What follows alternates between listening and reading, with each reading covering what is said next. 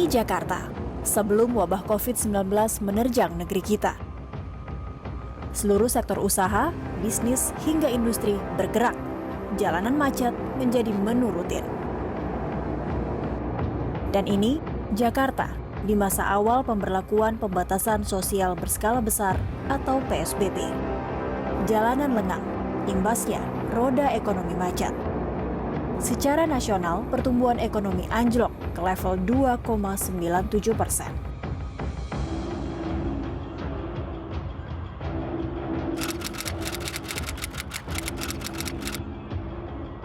Digambarkan, masa yang kita akan masuki, ini adalah masa di mana ini pra-pandemi, lalu kemarin, Maret, April, Mei, kita berada di masa 13 minggu ini, di masa pembatasan berskala besar. Saat ini statusnya tidak berubah, tetap PSBB, tapi kita mulai melakukan transisi di bulan Juni ini. Menuju apa? Menuju aman, sehat, produktif. Masa transisi ini, kegiatan sosial ekonomi sudah bisa dilakukan secara bertahap dan ada batasan yang harus ditaati.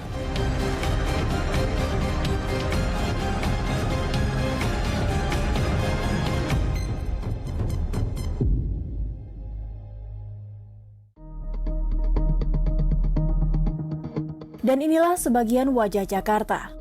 Di hari pertama, sektor usaha diizinkan beroperasi kembali 8 Juni lalu. Kegiatan usaha seperti kuliner mulai buka di kawasan Senopati, Jakarta Selatan.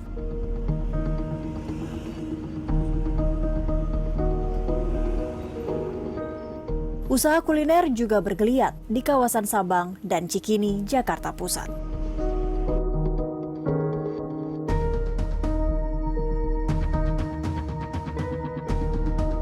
Tim Indep mendatangi salah satu restoran yang menyediakan menu masakan Padang di kawasan Cikini, Jakarta Pusat.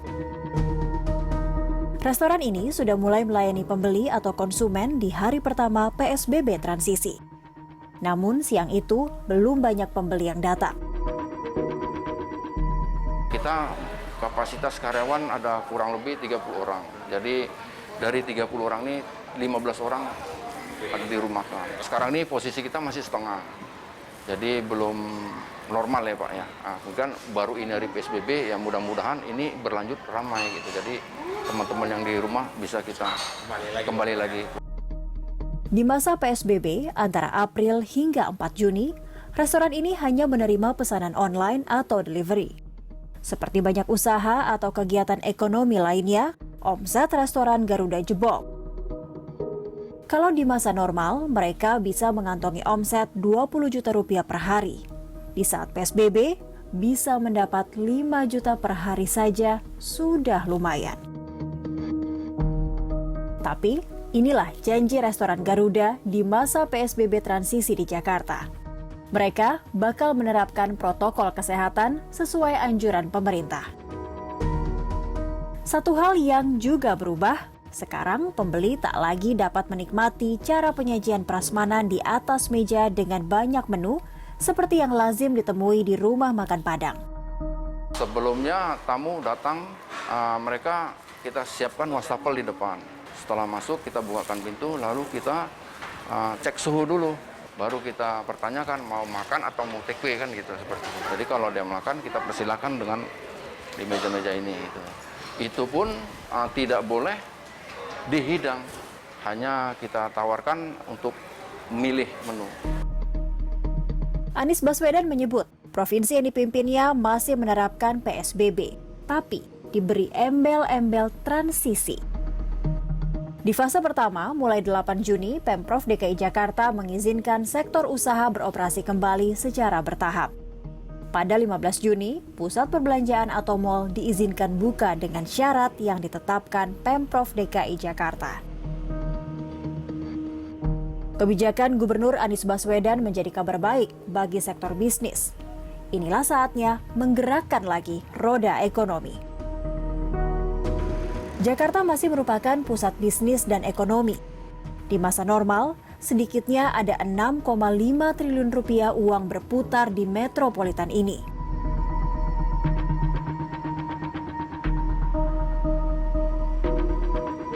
Meskipun menjadi epicentrum wabah COVID-19, di kuartal pertama 2020, pertumbuhan ekonomi Jakarta masih 5%-an. Jadi, di atas pertumbuhan ekonomi secara nasional. Saya kira ini sebuah kebijakan yang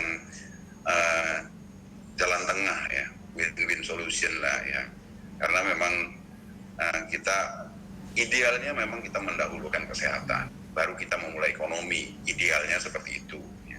Tapi kita tahu bahwasanya kita sudah melakukan PSBB itu sudah hampir 3 bulan.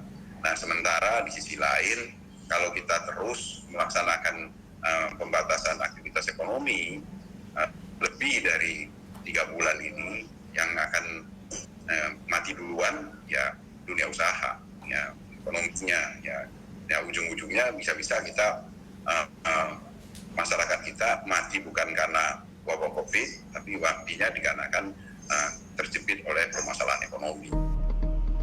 Di pekan kedua bulan Juni, antara 8 sampai 14 Juni, bukan hanya sektor kuliner yang diizinkan beroperasi. Usaha layanan pendukung seperti bengkel, servis, hingga jasa fotokopi juga sudah boleh beroperasi kembali. Imam Nawawi, pemilik usaha fotokopi di kawasan Kuningan, Jakarta Selatan, gembira menyambut keputusan Anies Baswedan. Itu ya mudah-mudahan itu lebih bagus ya daripada sekarang gitu maksudnya. Sudah kayak perkantoran gitu kan, ya apa ya, emang selama ini kayak emang dari dulu kan kayak kampus kan udah tutup. Ya biasanya kan dari kantor juga kalau kampus itu kan. Di masa pemberlakuan PSBB antara 10 April hingga 4 Juni, usaha seperti yang digeluti Imam memang tak diizinkan untuk buka. Meski begitu, Imam mengaku sempat membuka usahanya selama masa PSBB kemarin. Dia memanfaatkan kebutuhan warga yang ingin fotokopi data diri untuk syarat mendapatkan bantuan sosial COVID-19. Namun, jangan ditanya lagi, penghasilan Imam Nawawi tidak sebanyak di masa normal sebelum pandemi corona. Kalau dihitung-hitung itu persennya, berapa persennya? Pokoknya lebih banyak deh, 70% lebih ya. Iya sih paling kayak ini kayak fotokopi kan ada 2 nih, kayak komputer ada biji, paling ya saya hidupin cuma 1 gitu aja buat operasi gitu aja. Sudah kayak kita itu juga kebanyakan apa ya, ini kan musim kayak itu si bansos itu kan harus itu KTP, harus kartu keluarga. Nah itu ya udah gitu aja yang difotokopi. Sekarang Imam mengklaim membuka usahanya dengan tetap menerapkan protokol kesehatan. Bukan penting dilap-lapin aja gitu, pakai itu alkohol biasanya gitu, semprot alkohol lap. Emang sama-sama itu juga, dia juga udah pada tahu, udah sama-sama takut ya. Apa kita yang kena, apa itu sini kena kan sama-sama itu dia, itu nggak mau deketin juga, itu.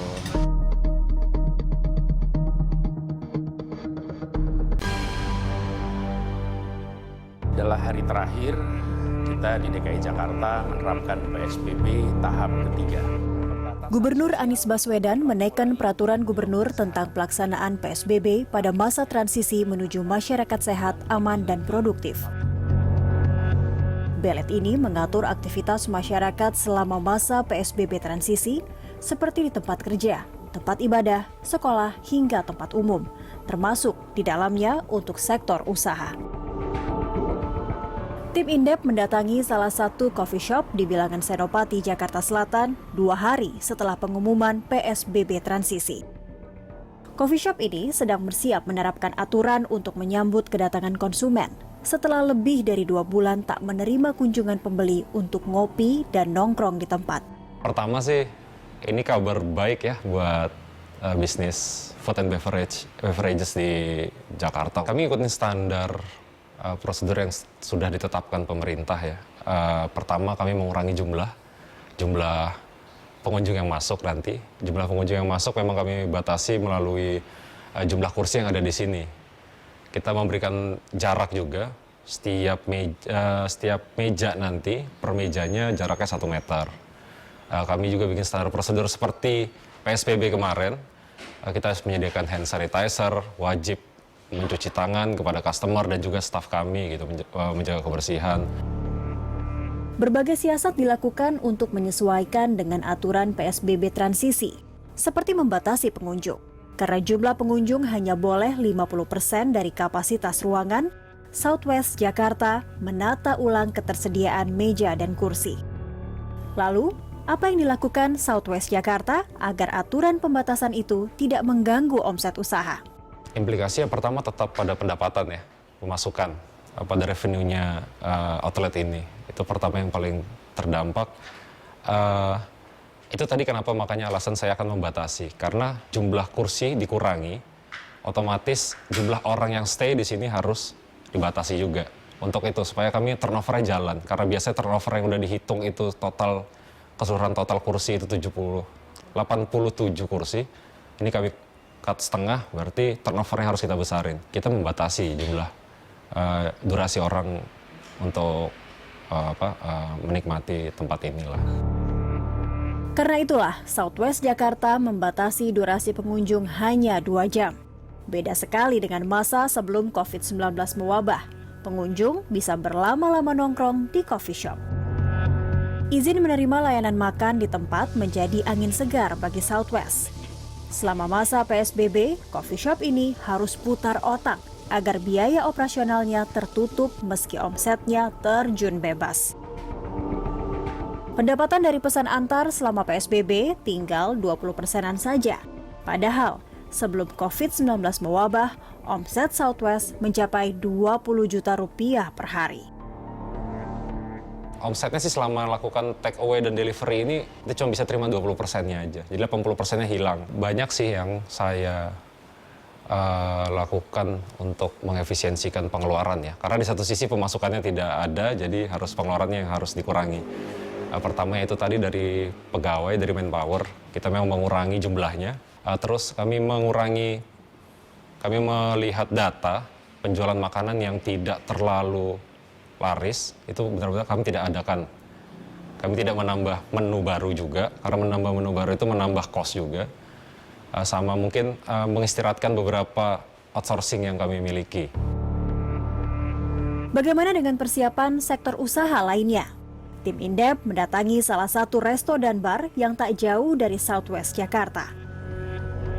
Masih di Jalan Senopati, kawasan ini memang terkenal sebagai salah satu pusat tempat hangout di Jakarta Selatan. Resto dan bar bernama The Brotherhood ini juga mulai beradaptasi dengan aturan PSBB transisi. The Brotherhood mulanya terkenal dengan pertunjukan entertainment seperti live music dan disc jockey untuk menarik pasar kaum muda. Namun, di masa PSBB transisi, Pemprov DKI Jakarta melarang layanan ini karena berpotensi mendatangkan kerumunan. Saat ini, The Brotherhood hanya boleh membuka layanan restorannya. Kalau dibilang berpengaruh sih pasti berpengaruh ya ke semua restoran, nggak cuman Brotherhood aja. Apalagi grup kita terkenal dengan entertainmentnya. Sekarang kan masih belum boleh nih ada live band. Jadi kita sih strategi kita adalah kalau dulu kita memang fokus ke nightlife-nya, sekarang kita akan lebih fokus ke diningnya sih. The Brotherhood mengaku telah menyiapkan sejumlah strategi agar tetap bisa menarik pelanggan. Meskipun mereka harus rela layanan entertainment-nya ditiadakan untuk sementara. Kita akan launching brunch menu di sini, jadi orang bisa hangout dari pagi, sore ada afternoon tea, malam bisa dinner. Masih banyak sih, ada arcade games juga, jadi masih bisa kesini main game. Sama seperti yang dilakukan tempat usaha lain, The Brotherhood juga memperhatikan jumlah pengunjung yang hanya boleh 50% dari kapasitas yang ada. Protokol kesehatan pun ditegakkan selama beroperasi, baik bagi pengunjung maupun karyawan. Di bawah kita sudah siapin ada petugas yang akan cek suhu sebelum masuk, lalu ada hand sanitizer, lalu juga nanti kita akan siapkan masker juga. By the way, tamu yang tidak memakai masker tidak diperbolehkan masuk untuk menjaga kenyamanan lah ya sesama tamu. Kita dari karyawan kita sendiri sebelum mereka masuk kerja nih kita medical check up. Jadi kita make sure semuanya keadaannya sehat. Terus nanti pas masuk kerja juga mereka harus dicek dulu suhunya normal atau enggak. Lalu semua menggunakan gloves sama masker juga. Dan kita karyawannya masuknya 50% Mas. Aturan di tempat usaha selama masa PSBB transisi ini diperkirakan bakal mengubah pola perilaku konsumen dan pelaku usaha. Dan ini yang kita harapkan adalah masyarakat ikut serta di dalam menegakkan disiplin protokol kesehatan ini. Jadi mereka yang membuka usahanya tanpa menerapkan protokol kesehatan seharusnya itu mendapatkan sanksi sosial dari masyarakat dengan masyarakat tidak berkunjung atau tidak membuka arah atau berkunjung ke restoran atau ke toko yang membuka itu.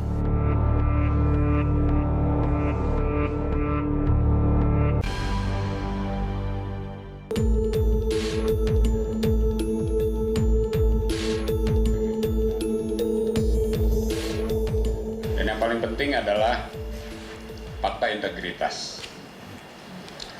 Ini harap ditempel di pintu masuk tempat usaha bapak-bapak sekalian. Bahwa ini adalah janji yang Bapak akan laksanakan di tempat kerja bapak-bapak. Setelah Pemprov DKI Jakarta memberi pelonggaran kepada dunia usaha, sosialisasi kebijakan tadi digalakan oleh Dinas Pariwisata dan Ekonomi Kreatif DKI Jakarta.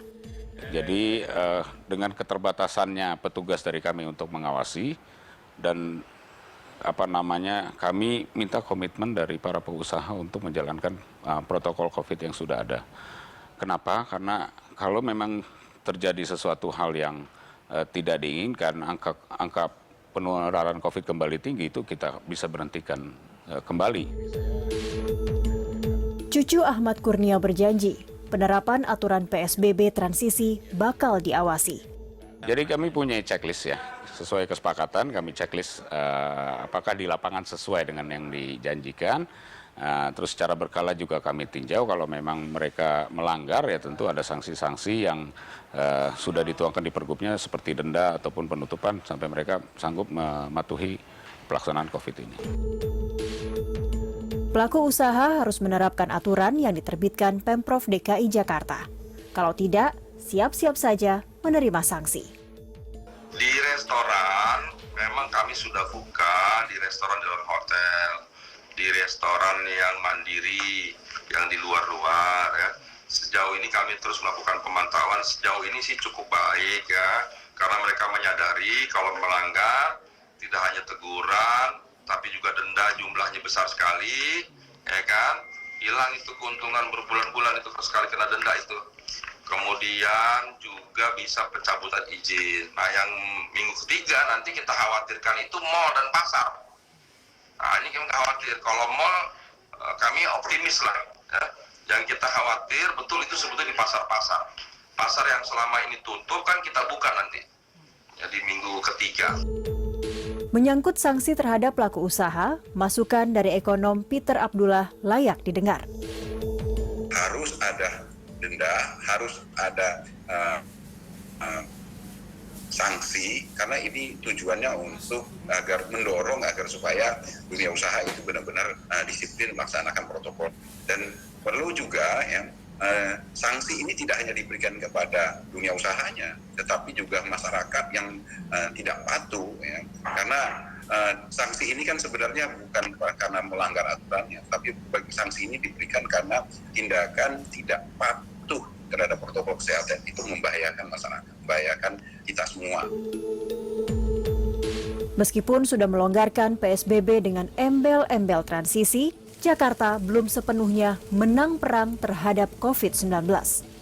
Masih ada 66 rukun warga atau 2,4% dari total RW di ibu kota yang berstatus zona merah. Apakah kegiatan usaha di RW berstatus zona merah sudah boleh buka? Jadi Napuna ini kami sebut dengan wilayah pengendalian ketat. Yang merah ini itu tidak ada pelonggaran di situ. Artinya kalau ada di situ tempat-tempat kegiatan itu belum dibuka, ada masjid situ belum dibuka, ada gereja di situ belum dibuka, vihara, kelenteng, pura di situ belum kami buka ya. Dan itu butuh kerjasama seluruh masyarakat. Bahkan di wilayah-wilayah tersebut kami minta tiap RW, camat dan Pak-Wali memperhatikan fokus di situ untuk tetap dibuat checkpoint, ditambah wastafel, mandiri, kemudian disinfektan ditingkatkan. Salah satu dasar penerapan PSBB transisi adalah angka R0 di ibu kota sudah di bawah 1. R0 adalah angka yang menunjukkan daya tular virus corona dari 1 kasus positif. Nanti di akhir bulan, sebagaimana sampaikan Pak Gubernur, kita akan melakukan evaluasi selama 4 minggu ini. Nanti akan kita tentukan, apakah kita memasuki masa transisi fase kedua. Di masa transisi kedua kita akan putuskan apakah ada pengetatan di situ atau ada pelonggaran di situ. Atau yang terjadi karena berhasil sebulan, luar biasa hasilnya positif, bagus, kita memasuki masa aman, sehat, produktif. Atau kalau sebulan hasilnya jelek sekali, jadi kita kembali seperti PSBB 1, 2, 3. Bukan masa transisi lagi, ini PSBB. Ini memang tantangannya tidak mudah ya, karena kalau kita lihat hari ini saja itu terjadi lonjakan yang luar biasa di aktivitas sosial ekonomi masyarakat. Ya. Jalan-jalan sudah mulai macet lagi seperti normal. Ya. Nah ini ya kita perlu sangat berhati-hati ya, karena kalau seandainya terjadi lonjakan, maka saya kira pemerintah akan segera untuk melakukan evaluasi dan sangat besar kemungkinan pemerintah akan menutup kembali kegiatan sosial, aktivitas sosial ekonomi kita. Ya. Tentunya tidak kita harapkan seperti itu.